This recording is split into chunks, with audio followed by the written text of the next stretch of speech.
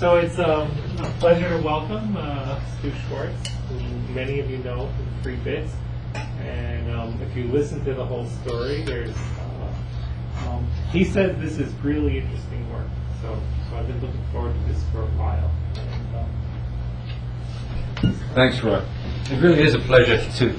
This is actually the first time I'm talking about this stuff outside of the company in London. And I actually wrote 2 papers. I wanted to present some of this material at ICC in New York, but the board of directors of the company said no. We want to make sure the patents get through first, and so, you know, I'm not the boss. It's not like me and a student. And in fact, the hard thing about this is, since I had no students working on it with me, I had to do the PowerPoints myself. And so you'll be able to tell which are mine and which came from the marketing people at Verticalband. Let me say, Verticalband got off to a great start and did a bunch of things. It ran out of money on the second round. So right now it's lying dormant. And Eilon Reiss is the co-founder. He founded it with another fellow by the name of Ira Bing, who was an investment banker in London. And Ira, I think, put up the money, and then they got first-round funding from a big firm, lots of money, and in a certain sense, maybe too much money, because they also opened up a California office to do marketing. As you'll see, I think reliable symbols is a way, has applications in mobile communications, fixed wireless, digital TV, and I think DSL. And they spread themselves quite thin, and they never quite made the connection. At any rate, right now, I'm not consulting. Right now, I'm doing this for fun. So I'd like to tell you about reliable symbols, show you a bunch of simulations, and then get the interaction. There's another reason I'm delighted to start here, besides I do think I'm amongst friends. I know you're not at all embarrassed or hindered in asking questions, and I'm prepared for all sorts of questions, so especially with the students. You know, don't be embarrassed. And the other thing is that at the end you'll see, I think this is opening up a big area of research, I believe.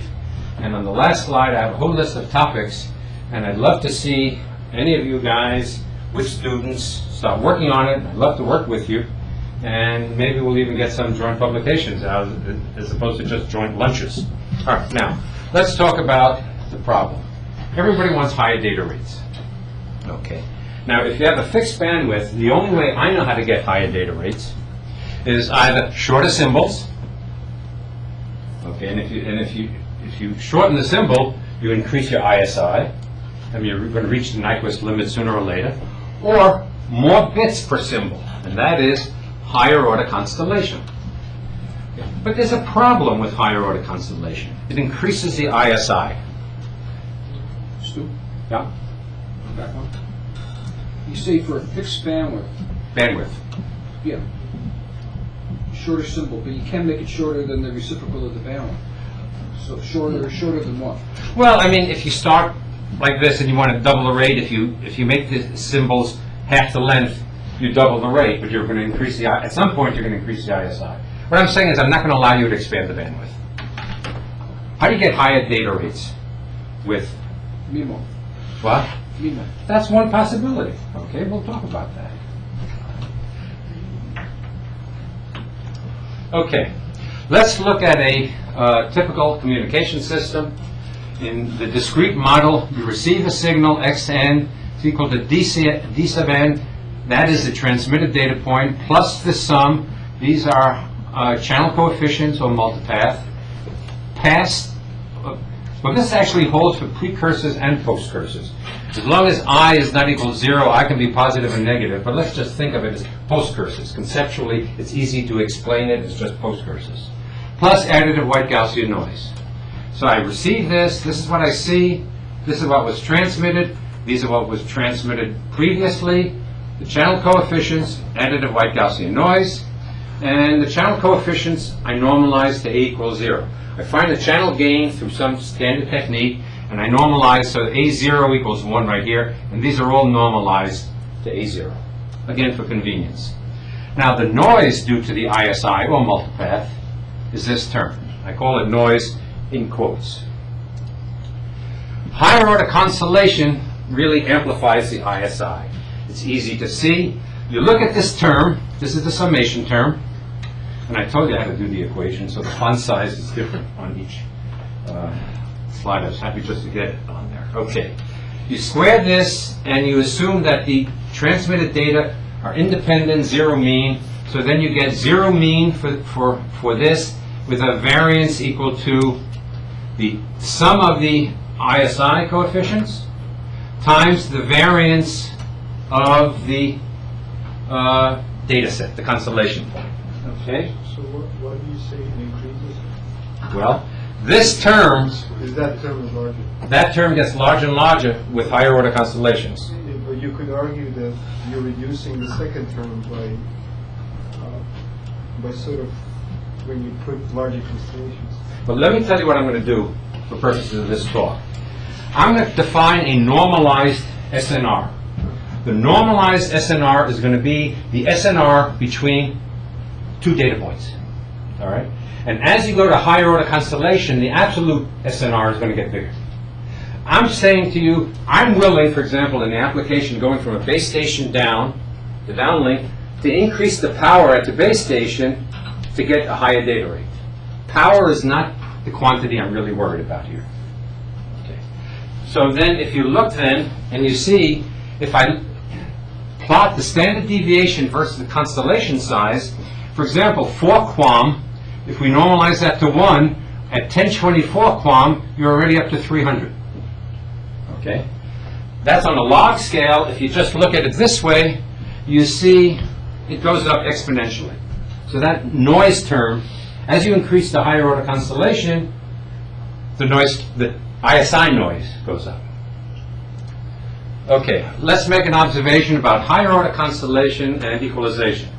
The observation I'd like to make is the following. There is no known blind equalizer algorithm that works well with higher order constellation. Now, I quote Werner, who did a lot of work, I think, was he at Lucent or AT&T?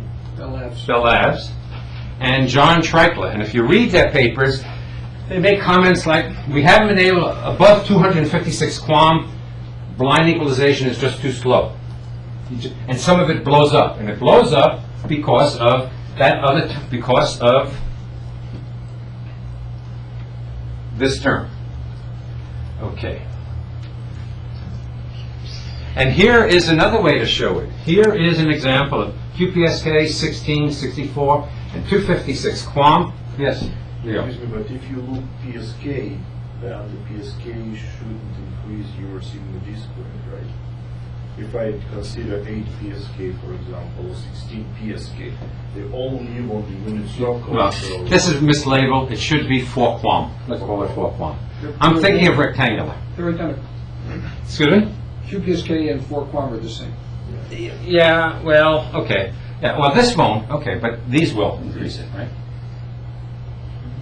I'm going a rectangular form, and I'm keeping the SNR between each 2 points the same. So I'm going to increase the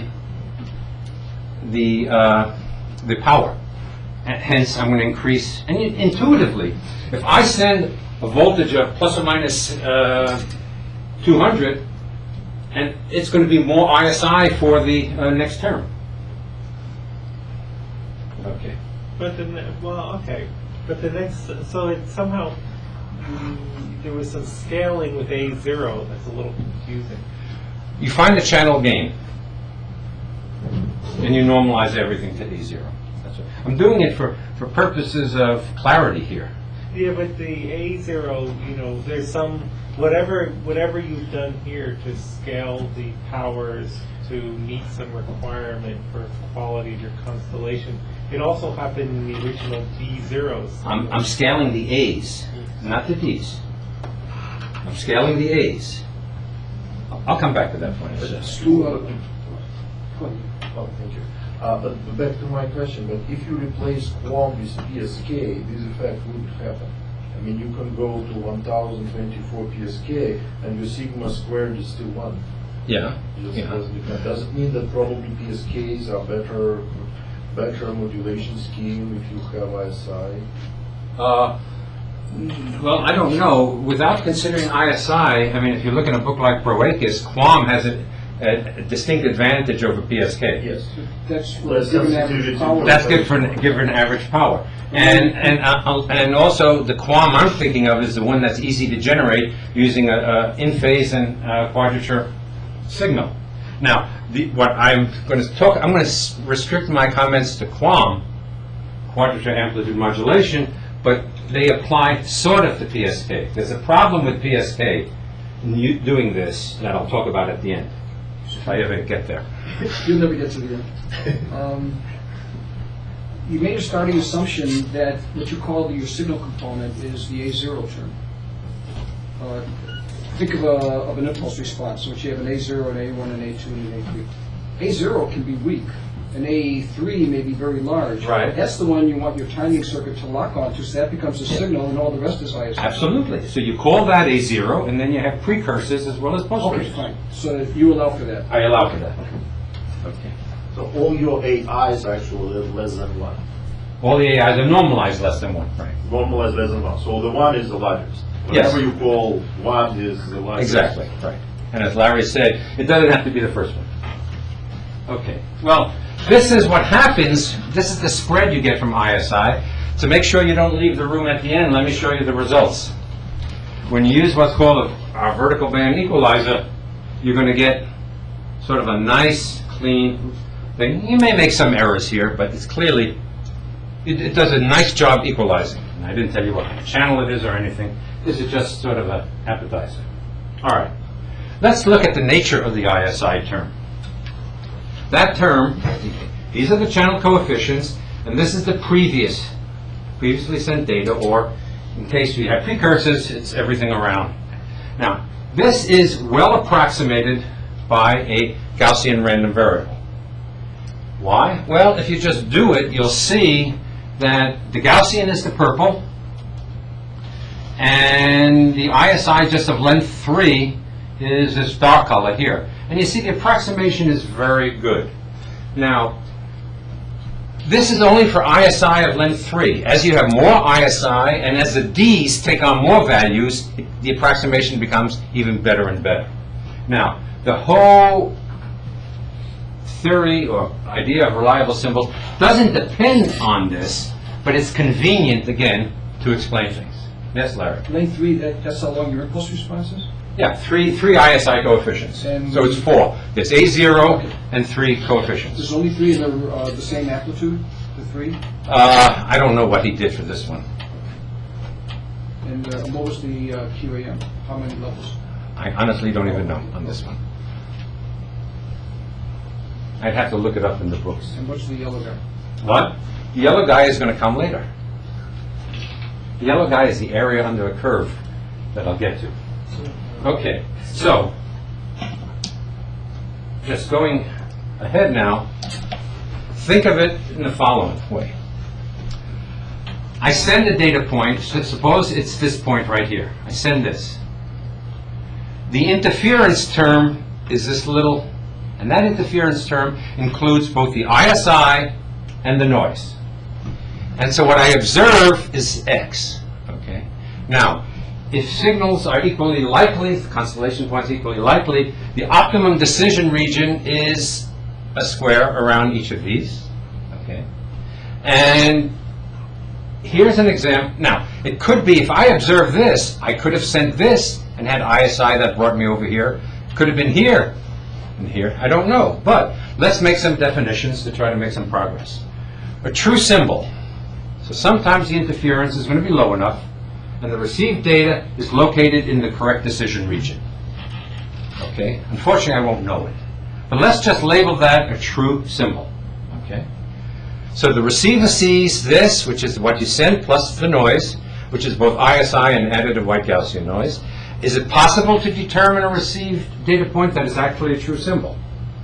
Okay? The answer is yes, with a certain probability. And the solution is something we call reliable symbols. So there are two things here. There's a true symbol, which is a received, observed signal that lies in the correct decision region, and a reliable symbol, which I haven't yet defined. All right, let's focus for a second on true symbols. True symbol is a received data point that's in the correct region, and the ISI and additive white Gaussian noise is not going to throw you out. So think of the received signal as what I sent plus nu. Nu is both additive white Gaussian noise and the ISI term. It has a variance given by, this is the variance of the additive white Gaussian noise. This is the variance we calculated before. And you see, it's one reason why raising power when you use higher order constellations is not good enough, because you're going to raise the noise power too. When I make this more powerful, I make this more higher too. Okay, it's sort of like the radar problems in reverberation limited noise. But okay, so now we have this. Now, suppose I'm sending plus or minus 1, plus or minus 3, plus or minus 5. Let's focus on that. PAM, okay. So I send a plus 1, plus 3, plus 5, or the negative. The decision region, say, for plus 1 is that region between 0 and 2, right? Anything that falls between 0 and 2, I'm going to announce 1 was sent. And if it's a true symbol, I would be correct, okay? So now, what is the probability of getting a true symbol? It's the probability that this term is less than 1, assuming the Gaussian approximation is okay. Okay, and that is the area. Now that's not a negligible probability. That's a reasonable amount. A lot of yellow there. Okay, so summarizing then, a true symbol. I receive this. This has a certain amount of noise. The probability of having a true symbol is the probability that this term is bounded by 1 in magnitude, and that's easy to calculate with the Gaussian approximation. If you don't like the Gaussian approximation, you can go through some more and get closer, but that's not the point. The ultimate point is the simulations work very well, as we'll see. Okay. Now, we know the problem is I don't know I never can tell what a true symbol is, because it could be ISI from all over, combinations of it, especially with a channel with 8 ISI coefficients to bring me in. Okay? So now we're going to define a reliable symbol. Okay, a reliable symbol is a received data point whose surrounding symbols have energies that are below a certain predefined, prescribed threshold, and therefore it's unlikely that those surrounding symbols, the d sub n minus I, will contribute a great deal to the ISI. It'll become clear, hopefully, as I go on. But surrounding symbols mean in the constellation.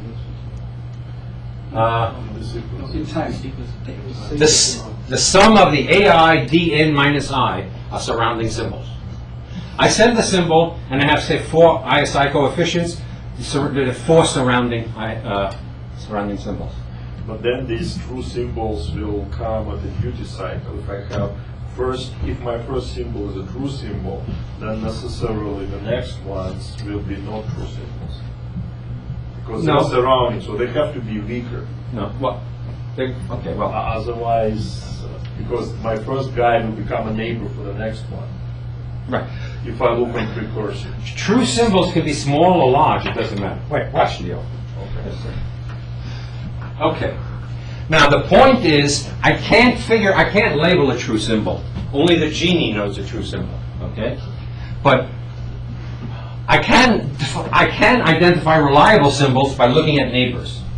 I'll explain why in a second.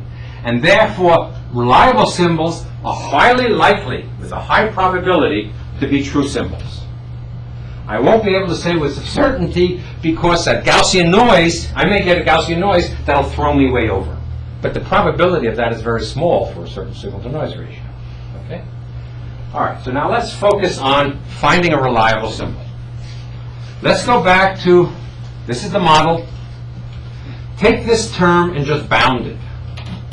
So I take this term, I bound it, and I bring the absolute magnitudes inside, and I come up with this. Okay? Now let's suppose, for argument's sake, let's suppose that, don't forget, the AIs are normalized to 1. Let's suppose that the binary I is open. Okay? The binary I is open. This is less than 1, for argument's sake. If this is less than 1, if I want to make sure that this is less than 1 so it doesn't throw me out of this decision region, remember, I'm taking the case of D is plus or minus 1, plus or minus 3, plus or minus 5, and around plus or minus 3, plus 3, I can go to 4 and I can go to 2. As long as the ISI doesn't throw me out, I have a true symbol, all right? But I don't know true symbols. But now suppose I know the binary I is open. Then I can say, if the binary I is open, if D max, see what I did here, I took out the maximum 1 cent in the group of surrounding symbols. If the maximum 1 is less than 1, I got it made. Then the ISI, no matter what it is, was not going to throw me out of the correct decision region. Everybody happy with that point? Of course not. Yes, Larry. You want to say, Go ahead. do you want to say that Dmax is smaller than Dn, or do you want to say it's supposed to be smaller than 1? What I really mean to say here is I want to take this out of the summation. Let's say I have a bunch of post curses, 5 of them.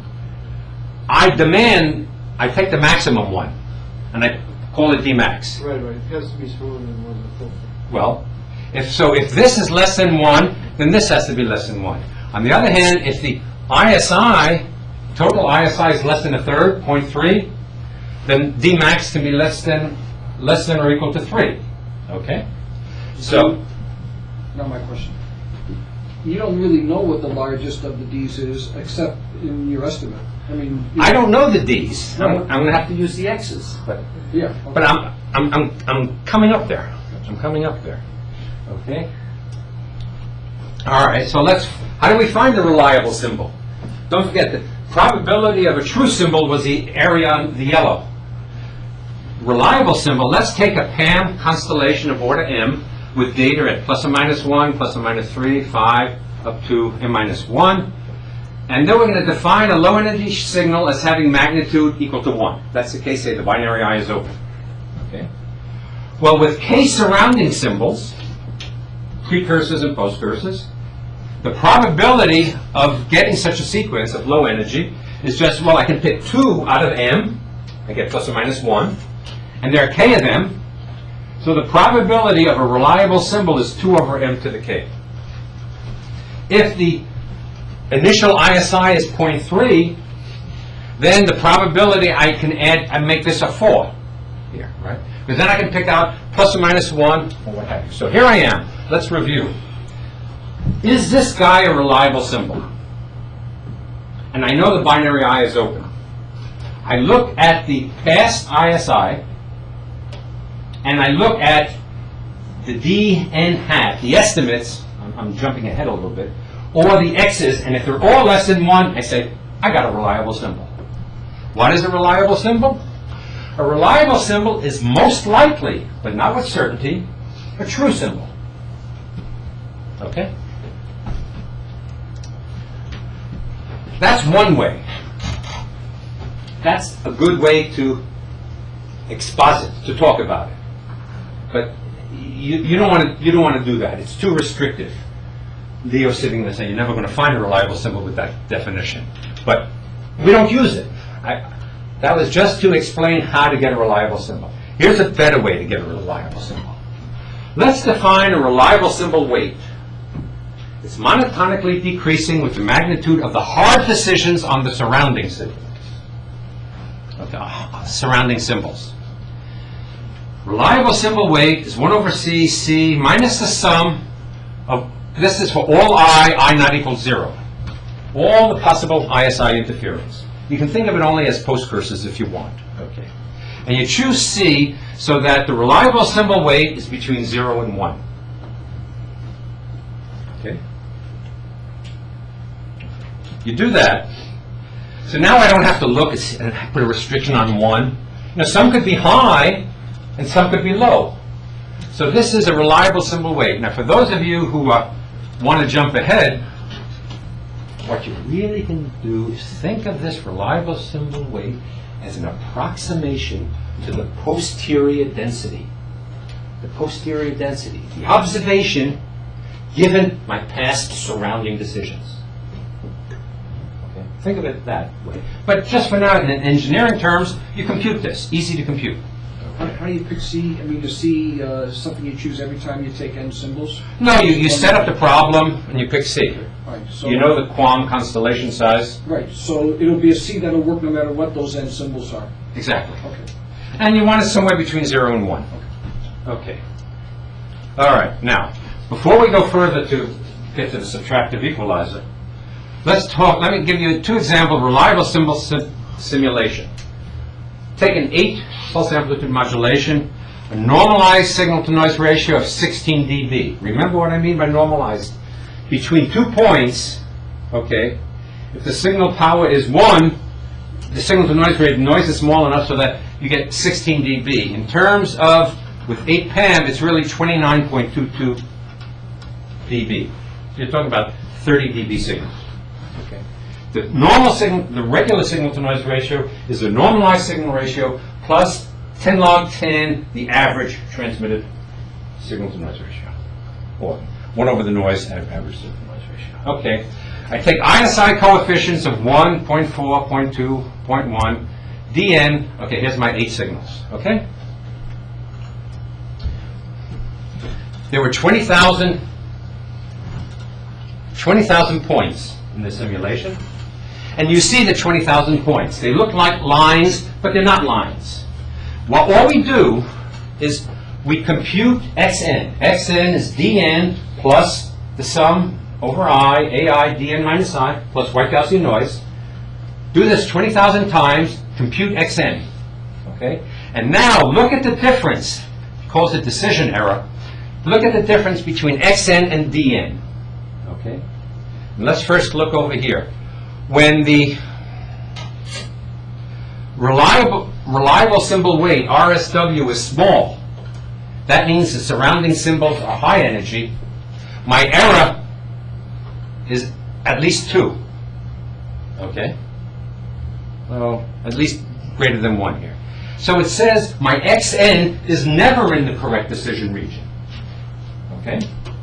As I increase the weight, you see now here I'm below 1 and at 0.9, and it doesn't show here, but at 0.95, the points that make up the simulation out of the 20,000 are all less than 1. So these points here would be have a reliable symbol weight of greater than 0.95, 0.95 or greater.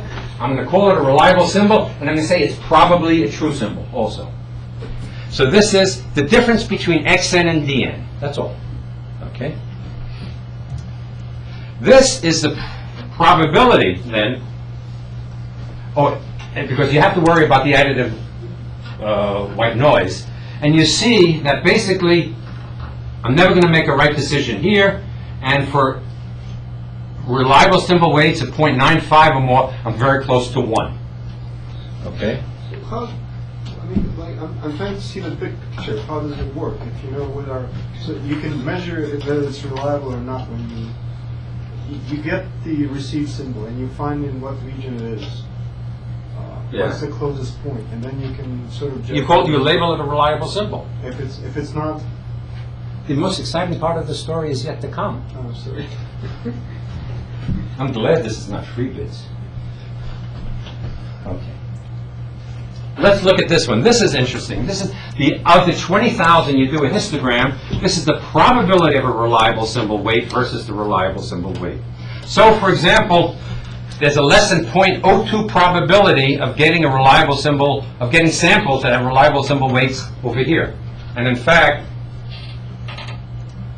to summarize this, with a reliable symbol weight greater than 0.8, the reliable symbol can be identified with probability 1. And if you look at 1 over the probability, 1 over 0.02 is roughly 50. So one reliable symbol can be detected in about every 59 received signals. Okay? In every 60 signals, I know there's going to be, on average, there's going to be a reliable symbol. Now, when we're talking about high data rates, we're talking about a millisecond, and you get thousands of samples, right? Yes, Leo. But that's for relatively short delay profile. As you get more and more delay profile, and UDs are generated independently then the probability of the fact that all of them are small on average will decrease. Thank you, Leo.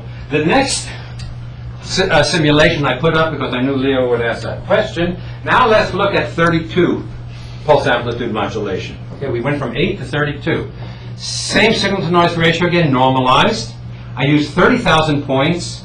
Here I have 3 ISI coefficients, and Dn is plus or minus 1 up to plus or minus 31. Have you ever tried more than 3, like 10 ISI coefficients? I'm going to show you. Okay, sorry. I'm going to show you. I'm going to show you 8, and I can't show you 125. 125 is a fake, but I'll talk about it. I can't show it to you. Not because I don't want to, I just don't have it with me here. Okay. All right, so let's look at this case. Now, I'm going to show you 3 comparable curves. So now it says if my reliable symbol weight is less than, say, 0.15, I'm always going to make a decision error. Because this is you make a decision error when xn minus dn is more than 1. Okay? So you see, things don't get interesting really until over here. I need now 0.9. Okay? Now if I look then at the probability of having xn land in the right decision region, I have 0 probability here. Once I get up here, result of this Monte Carlo simulation, and I'm at 0.9. And more important, the distribution is now, look, for 0.9, I'm not at 0.02 anymore. I'm at 0.005. So in agreement with Leo's intuition, for a reliable symbol of 0.95, which I'm sorry, I thought this morning this was up here. Somehow it must have moved down. Of about 0.0035, you get 1 reliable symbol in every 3,000 received signals. So if I have 8 PAM, it takes about 60 symbols to get a reliable symbol. If I have 32 PAM, it's going to take 3,000. Hey, there's nothing free in life. There's no magic in this. And the higher the order constellation, the longer we're going to have to wait. Don't forget, it's 1 over 2 to the m to the kth kind of thing. Okay. Now, that's for xn, but we don't use xn. We want to work with a rescattered data point. xn is what I received. All right. I take my best estimate of the channel coefficients and my decisions, my hard decisions, and I subtract it off. I call that yn. Yn we call the rescattered point, and if you think about it for a second, it's a DFE, a decision feedback equalizer, without a linear filter, okay? Without a feed-forward linear filter. And that's my picture. I did that, and I was so proud I put it in green. All right? This is off a little bit, but you understand what's going on. I take my symbol, I go through a reliable symbol detector, that feeds a channel estimator. I take my previous estimates, put it through the channel estimator. I get my channel estimates, I take my previous estimate, and I make a subtractive equalizer. Okay? This is the same thing that looks like it's on a microprocessor, which it is. I'm not interested in that. Okay, this we got to pay attention to. There's a lot here, but I wanted it all on one transparency. Let's review what we have. This is the key reason why things work well. Because everything I said to you so far about the sum of the AI really doesn't matter. You work so hard to, because you'll see why. Okay, we transmit dn, we receive xn. Let's define the error as a decision minus what was sent. Similarly, the error in AI, the decision minus what the ISI coefficient is. You haven't said where the estimated channel coefficients are coming from. Not yet. Not yet. I'm trying to make it understandable. Okay? All right, so I take xn and I subtract off my best estimate. Okay, if I add and subtract the sum of AI, not with the hat, but sum of AI, dn minus I hat, I add and subtract that to this, and substitute for xn here, you get this expression.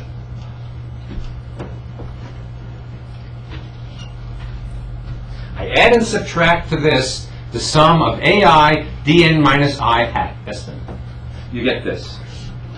Now, it's minus instead of plus because in England they drive on the wrong side of the road and they define the error as the estimate minus the true.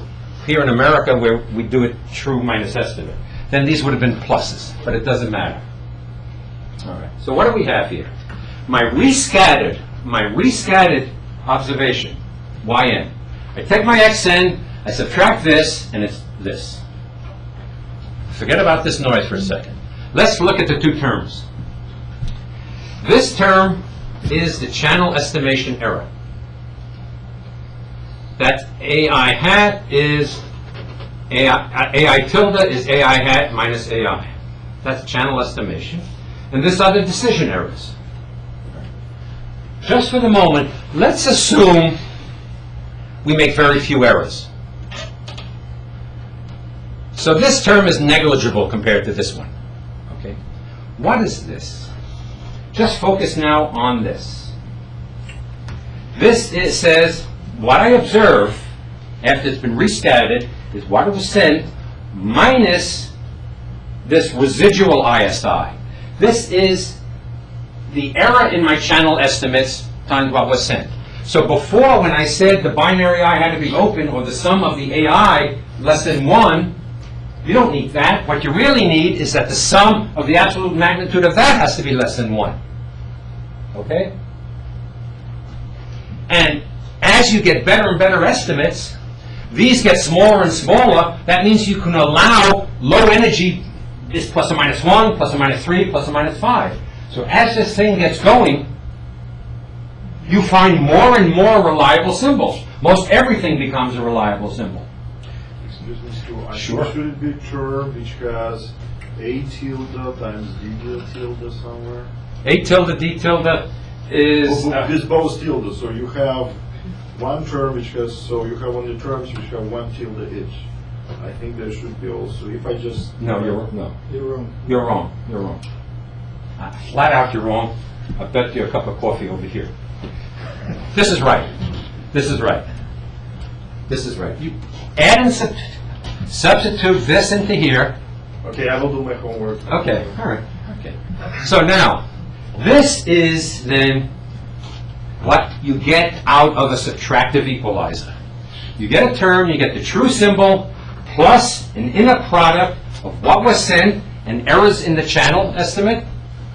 And here you get an inner product of the ISI and the previous decision errors, plus this pesky white noise. Okay. Now, very few decision errors. This term dominates. And so now everything I said about absolute values of AI really applies, once I get started, to absolute values of error in the estimates of AI. Okay? So now I have to get the estimates of AI. Okay? I'll come back. If Leo finds an error, I'll come back. All right. This gives you a hint about the estimator. This is a reliable symbol detector in what we call the subtractive equalizer. They have mismatch equalizer, but I can't go in to change this. It's really call it a subtractive equalizer. I was not able to go in here for some reason. So I'm not an expert. Is that in some intellectual sense or a PowerPoint sense? In a PowerPoint sense, I can't go in. So this is the subtractive equalizer. Okay. You really said it. It was, you know. This is the subtractive equalizer. So I take symbols, I put it in memory, I got buffers, and here's my reliable symbol detector. I have something WH and delta and LS estimator. LS estimator, of course, stands for least squares estimator. Okay? Memory size and buffers and all these things, great. Okay. One way of doing the channel estimation. After about 10 reliable symbols, depending on how big the ISI spread is, I estimate it using a standard least squares estimator, where H is an n by k matrix the rows contain their n rows equal to the number of reliable symbols, which have to be more than obviously what you're trying to estimate. And each of the h's contain the surrounding symbols. I go through my reliable symbol detector, and I've hopefully convinced you I know how to get reliable symbols based on my initial knowledge of the ISI. I may have to use absolute magnitude. But by the way, typically, in most practical communication systems, you send some sync signals, you send training symbols. Training symbols are reliable symbols. They're the best kind of reliable symbol. Okay? Now, so you have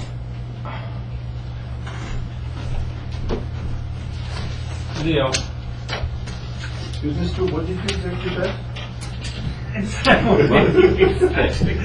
did it because I knew you'd ask. All right. Actually, now we have two. Chris also found this missing term. Okay, well, there's not a missing term. I'll show you. Let me finish. It's right. I know it's right. Okay. You're misunderstanding. I'm saying something poorly, obviously. You two guys are too smart, so it must be my fault. Okay. W is a weighting matrix. The reliable symbols you weight more heavily than the surrounding symbols, because the surrounding symbols may not be in the correct decision region. Okay. All right. And W is this weighting matrix, and delta is what you observe minus your hard decision. Okay.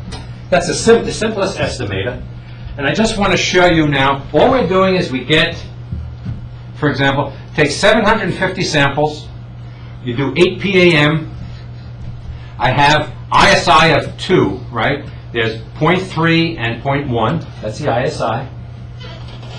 And I look for, let's do this one first. I have two reliable, I look at the surrounding symbols, and in the 750, I identify between 50 and 57 reliable symbols in each run.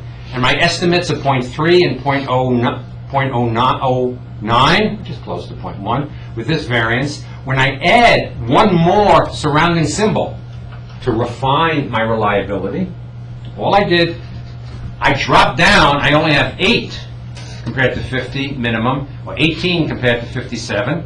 So I use 3, and you notice I get better estimates and smaller variance. So one rule of thumb we learned is that if you have a channel with 3 or 4 ISI coefficients, you use 5 or 6 surrounding symbols. On the other hand, if you have an ISI channel with 8 or 9 or 10, you don't want to add any more, because then you're going to have to wait too long for reliable symbols. So you keep it at 8 or 9. And you see, if we do, for example, 16 PAM, okay, 6,000 samples, minimum of 7, maximum of 18 when I have 3 surrounding symbols. I won't label you reliable unless I look at 3 of your neighbors. I look at 3 of your neighbors. Here, I only look at 2. I have a lot more, but I'm really getting bad estimates. You see, these are bad. This is 0.28 compared to 3, 0.04 compared to 0.1. High variance. These are better. These are bad. Well, I think they're bad. 32 PAM. This is not enough, and this is not enough. Now, that's because I'm doing single batch processing. I take the data, I do an LMS, least mean square estimate. I didn't use the power yet of the subtractive equalizer. Okay? Now let me do a subtractive equalizer. Here's an example of 1024 QAM. Okay? 1024 QAM, the multipath coefficients, you can see there are 4 of them. And I start with, again, the normalized SNR of 8 dB. And my binary I is closed. So that first analogy I gave you wouldn't work. You can't use the sum of the AI less than 1, because it's not. And so you use a reliable symbol weight technique. You do that, and you see that you start off with 0 estimates, which is also not practical. You really would start off with estimates based on sync and original startup signals. And you see after about 5,000, 4,500 samples. After 4,500 samples, I've converged. Okay. Using the LMS, using the same LMS. It didn't look good as a single batch, but when you combine the LMS with the subtractive equalizer and you start generating more and more reliable symbols, you get nice results. That same channel as before, with those 4 coefficients, if you plot bit error rate versus normalized signal-to-noise ratio, I didn't do it. 64 QAM, 256, 1024. And I want you to, again, I put this up here to note again that 1024 QAM has a lower probability of error than the other two, but that's because the absolute signal-to-noise ratio is higher. There's no training samples here. There's no training samples here. There were no training samples here. Forget about training samples. If you give me training samples, I'll use them. But I don't need them. So there's no training in this one. And for 1024 QAM, you converge blindly. For 1024 QAM with 8 dB, I didn't figure out what the regular signal-to-noise ratio is. At about 4,500, 5,000 samples. Yeah. Yeah, that one.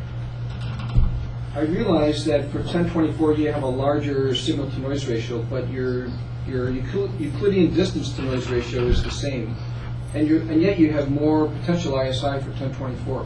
Why is it better? It's a higher signal-to-noise ratio. Right, but the You're going to have to wait longer. You may achieve this with much less samples than you do for 1024 QAM.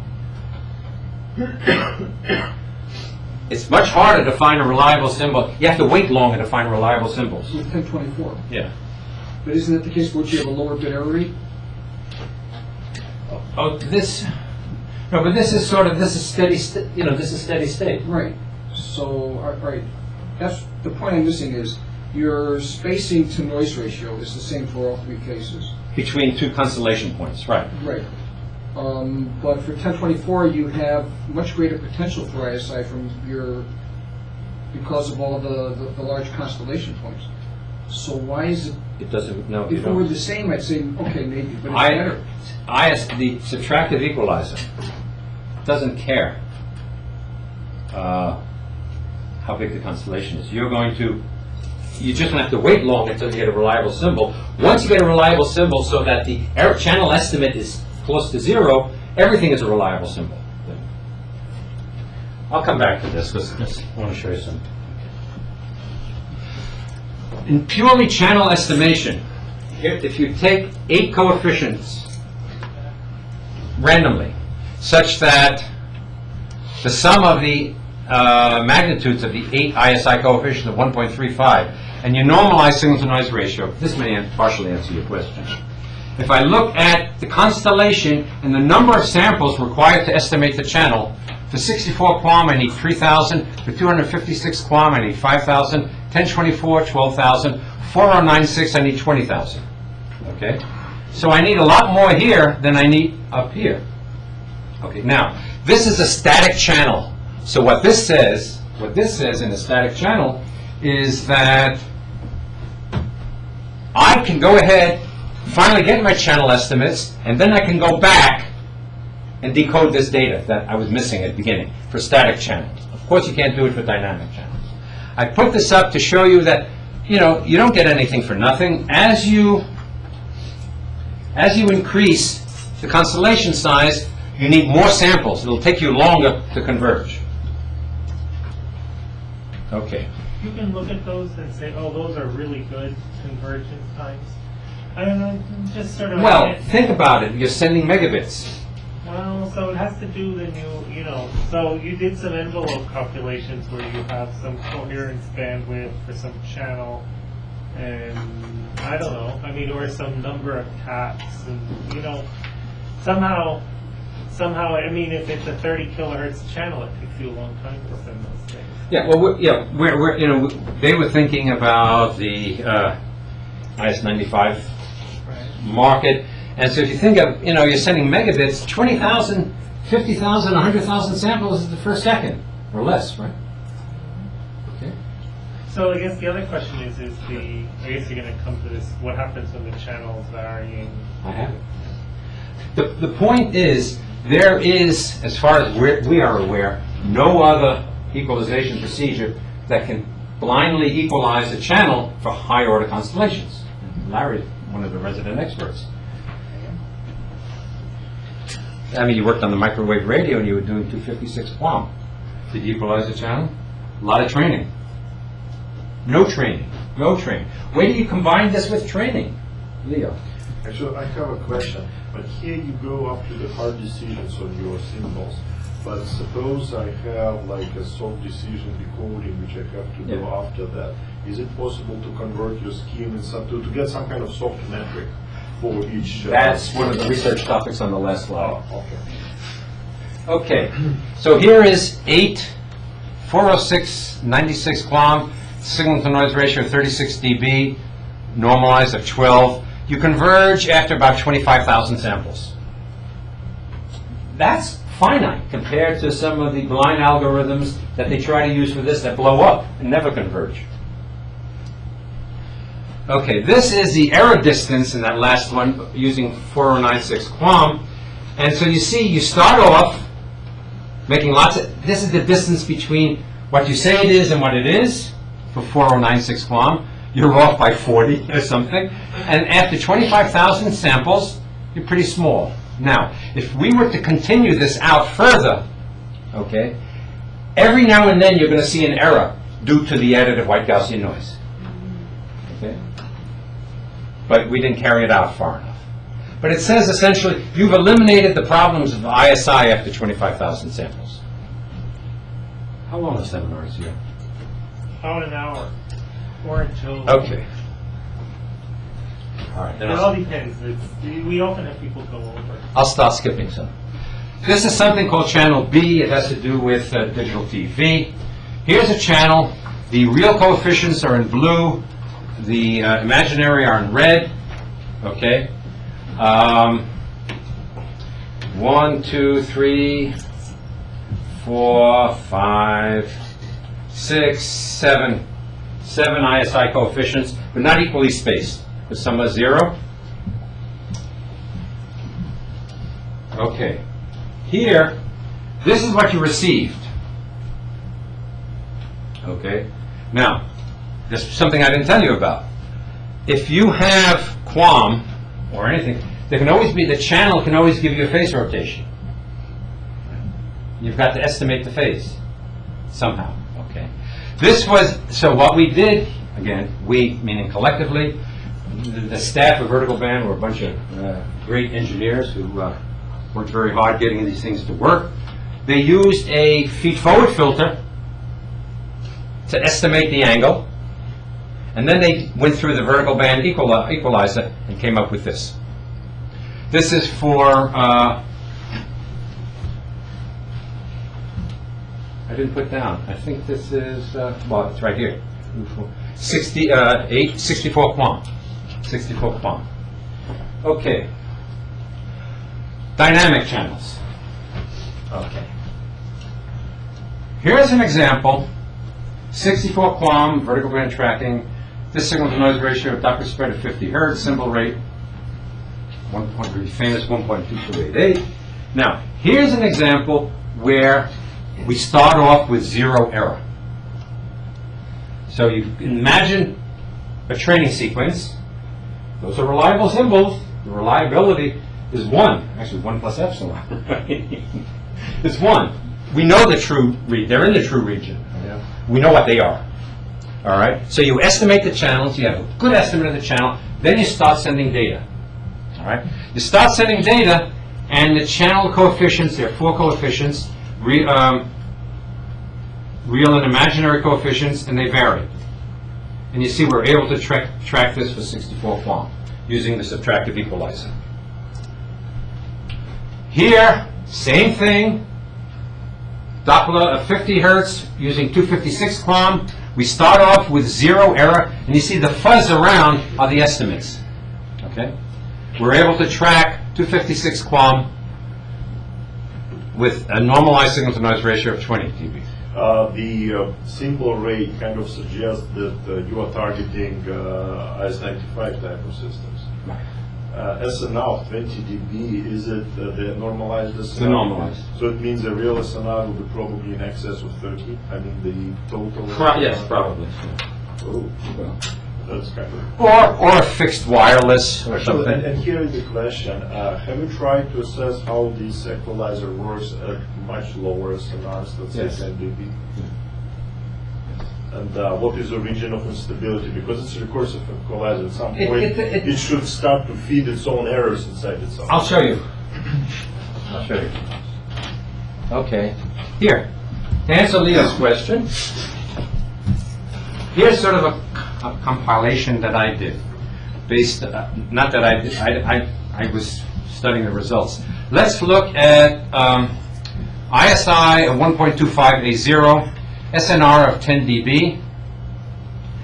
For 64 QAM, if we varied the channel coefficients by 0.5 every 90 samples, we get equalized. Okay. For 64 QAM. If we went to 256 QAM, we tried this, we could not track. We just couldn't track. 256 QAM, we got to wait more for reliable symbols. Things are harder. For that, we could only vary it 0.05 every 400 samples for 256 QAM. If we tried 1024 QAM, again with this SNR of 10 and 1.25A0, so we start off with error, I go 0.05 every 4,000 samples. So it's getting, as I increase the constellation order, I've got to slow down the channel in order to be able to track it. But look at just one. Excuse me, or alternatively, you can introduce periodic training sequences. Of course. Okay, now, ISI of 0.65A0, same 1024, and you increase the signal-to-noise ratio a little bit, and I go from 0.05 from 4,000, I go back up to 0.05 to 400. So there's nothing magic. I mean, there are trade-offs here that make sense to us. Okay, that's dynamic channel 3. Dynamic channel 4, this is Jake's model. This actually literally arrived this morning, at 6 o'clock in the morning in my house on email. And I included it. And so, this is symbol error rate of 16 PAM, normalized at 14 dB, Doppler spread 125 hertz, and you can see it comes from some guy who studied in London for 2 gigahertz carrier. This is about 67 kilometers an hour. Okay, and we looked only at the reliable symbols of 0.6 or higher, and the initial estimate, this was with just 2 ISI coefficients. 2 ISI coefficients. All right, and we use a reliable symbol weight only at 0.6 or above, and we label it a reliable symbol. We made some errors, but you see what's happening. This is the symbol, do I mean symbol error rate? Yeah, probability of error is down to 0.2 here, I think. Unless he meant, yeah, I guess that's what he meant. Okay. And what happens, of course, is that the error bounces back and forth because the channel is changing so high. Let me just check one thing. Okay, and the way he did this, he used the LMS and he took 200 data points. Every 200 data points, he took just the reliable symbols out of there and then tried to estimate it and put it through the subtractive equalizer. If you don't use reliable symbols, produce just an LMS of length 200, and then try to do this, it just doesn't work. Excuse me. Yeah. So he looks at a block and shows us all the reliable symbols, estimates the channel, and go back over that same block. Well, yes, you can do that. You can do that. But then use it for the... Is that what he's doing? Yes, that's what he's doing. Okay, let me give you one more. Okay, this one, we're at 32 PAM, and the symbol error rate is about 0.2 for this channel. It's a little hard. When it got above 1 there, or Yeah. Well, when you start off, you don't know what, you got these errors here. So you're making errors all the time. One is really good. Well, Huh? One is really good. no, but this is for 32 pulse amplitude modulation. Okay, now, what are the application areas? Well, there's mobile wireless, any place where you really have to do equalization. And training samples are either too expensive or you don't have enough of them. I mean, for example, I know that Lucent in Swindon in England was looking at using decision directed because the mid-amble wasn't enough. Because they would have a mid-amble in their frame, and then by the time they got to the end of the frame or the beginning of the next frame, there was enough other users, the channel changed enough, they had to extend the training period somehow, or extend the equalization period. So they were looking into reduced state Viterbi equalizers to do GSM. Fixed wireless, that shouldn't be too hard. And digital TV in this country, the 8 digital sideband induces a lot of ISI, and Verticalband has been working on that. I put DSL. I thought DSL would be an application area, but it turns out I think co-channel interference is probably more of a problem there, and I'm not quite sure how to apply this. But at any rate, let me skip that. Let me go to some conclusions. Okay, here are my conclusions based on just this talk. Reliable symbols, they're the next best thing to training samples. Now, basically what it is, it's a way of looking at the data and saying, hey, this is not a training symbol, but I have a lot of confidence in it by looking at its neighbors. I'm going to use it as if it were a training sample. So reliable symbols are the next best thing to training samples. The subtractive equalizer accelerates the convergence process. I hope that one transparency convinced you of it. And the reason why it accelerates the convergence process, because you get reliable symbols with increasing frequency. More and more frequency. Reliable symbols come along. And given that property, you get more and more, it's like more and more training samples, even though it's data, you can track the dynamic channels. And what I had hoped to get, and I'll ultimately show you, is Doppler spread, Hertz versus constellation size for various signal-to-noise ratio, and say, here's a system parameter, a system design chart. If you have such and such a constellation order, you can equalize a channel at this signal-to-noise ratio for this Hertz or this Hertz. Doppler spread for a higher signal-to-noise ratio. You combine the two concepts of reliable symbols and the subtractive equalizer, and you come up with a blind equalizer that converges rapidly for higher order constellations. Okay, future work. Yeah. Is it hard to estimate the reliability of the symbol in the beginning where you don't know anything about the other symbols? I mean, you have to estimate. So, Yeah. You look at a batch, right. and you look. If you see small XNs, it's hard getting started. That's why some training samples always help. Right. But you can get started. We've Shown that. We've equalized in blind. Soft decisions. How does, and these are topics I'm happy to work with anybody here on, if you can convince one of the faculty or anybody else to work on, we'll come here and talk about reliable symbols. How do you put reliable symbols into a coded system? Now, coded modulation, use codes.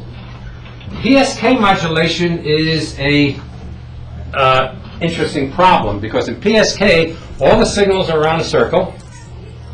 Okay, there is the channel gives you a phase shift. Not clear how we get started. Once you have an absolute angle, once you get an estimate, then you can then the correct decision regions then can be defined as an annular ring. The analogy to the rectangle or square in QAM is an annular ring. We've had some success with some channels, but we don't have it really knocked yet. So this is Why is that of interest, though? You know that as the modulation level gets higher and higher, the Psk modulation is much less power efficient. Yeah, it's of academic interest. That's why I could never get any of these. One of the things is, when I was talking to the president of Princeton, he said, "What are you doing in London?" I said, "Well, Harold, here in Princeton, I work with young people and I pay them off my research grant. I go to London, I work with young people and they pay me." So I could never get any of them to work on PSK because they had all these other deadlines. And so that's one of the problems left.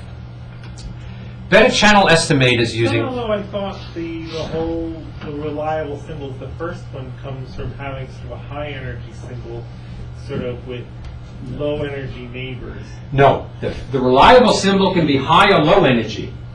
It doesn't matter. So he's high or low, but his neighbors have to be low. The neighbors have to be low. But in PSK, I guess I'm back to Leo's old question, there are no low energy neighbors. Well, but they're all the same energy. But you can do things. There are things you can do. You can talk about angles, estimates of the angles. Okay. And if the sum of the angles times the ISI, or there are things you can do. Just saying you get lucky in combinations sometimes, whatever. Look, even if your surrounding is low energy, there's this probability that came from a lot of high energy signals just in the right sum, and the AI coefficients have the right sign to give you a resulting low. Yeah. But that probability is very small, and we work in probabilities. Better channel estimators using reliable symbols. Least squares, if you believe the Gaussian approximation, which Dr. Greenstein does it, I think, especially with just 3 ISI and plus or minus 1, plus or minus 3. But if the Gaussian approximation is good, LMS estimation has some optimality properties. They're good. They're also easy. They seem to work well. But again, can we find better right here? Study a variety of reliable symbol weights. Think of that RSW, that equal to 1 over C, parentheses C minus the sum of the, as a approximation to a posterior density. Can you refine that? Okay. In fact, that's related to the next. What is the relationship to turbo equalization between reliable symbols and turbo equalization and any other iterative method that uses posterior probabilities? And perhaps the most important future work is I'd like to follow up on some good suggestions from my colleagues in the audience. So that's the talk, and I'm sorry I went over, but you can blame Leo and Larry. I accept half the blame. Half the blame, okay. I'll take the other. I'll take all the blame. Leo, we can.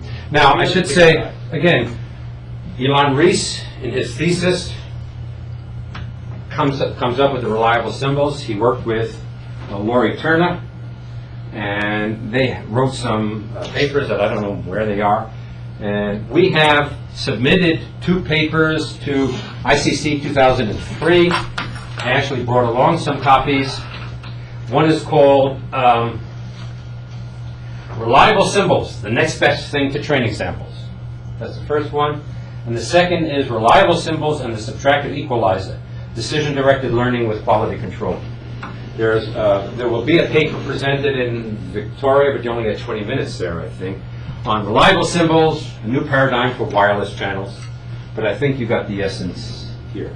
So I'm really, truly appreciative of the fact that you started asking a lot of questions from the opening gate, and for listening, and happy to answer any other questions, and especially interested in any comments or good suggestions.